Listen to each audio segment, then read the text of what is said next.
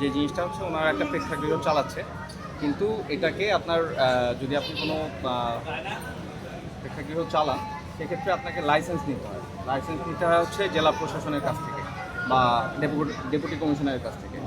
কিন্তু ওনাদের এনওসি নেওয়া আছে, তাও 2004 সালে, কিন্তু ওনারা কোনো লাইসেন্স দেন নাই। তো এক দিক থেকে চিন্তা করলে ওনারা একটা লাইসেন্সবিহীন একটা ব্যবসা চালাচ্ছেন।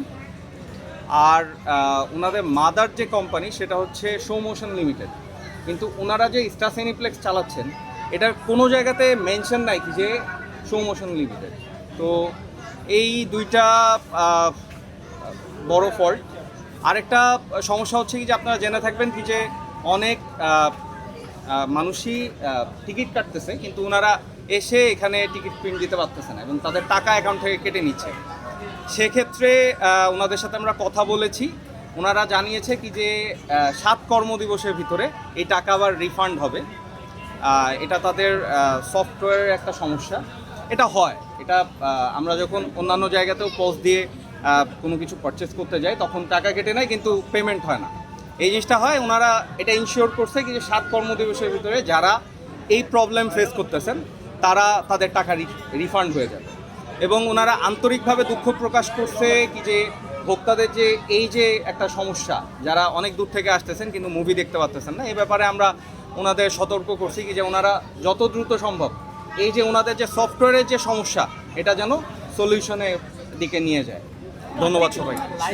না, আমরা আর্থিক জরিমানা আজকে করি নাই, আমরা অভিযানে আসছিলাম, আমরা ওনাদের সাথে কথা বলছি এবং ওনাদের যে সিচুয়েশন সেই অনুযায়ী ওনাদের একটা সুযোগ দেওয়া হয়েছে। ওনারা 1 সপ্তাহের ভিতরে যদি লাইসেন্সের নেওয়ার যে প্রসিডিওর সেটা যদি শুরু না করে তাহলে আমরা অ্যাকশনে যাব। ভিতরে তো খাবারের দোকানও আছে, আরো অনেক কিছু বিক্রি করা হয়, এগুলোর কি কোনো অনুমতি লাগে? এগুলো অনুমতি লাগে, এগুলোর জন্য আপনাকে হচ্ছে কি যে রেস্টুরেন্টের লাইসেন্স নিতে হয়।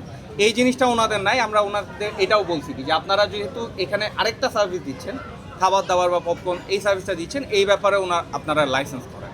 এই জিনিসগুলো সার্বিক জিনিসগুলো নিয়ে ওনাদের সাথে আলোচনা হয়েছে।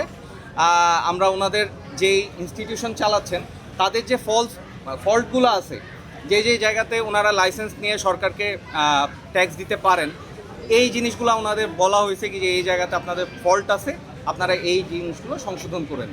এবং 1 সপ্তাহের সময় দেওয়া হয়েছে। 1 সপ্তাহের ভিতরে যদি ওনারা এই জিনিসটা সম্পর্কে কোনো ব্যবস্থা না নেয় তাহলে আমরা একটা অ্যাকশনে যাব।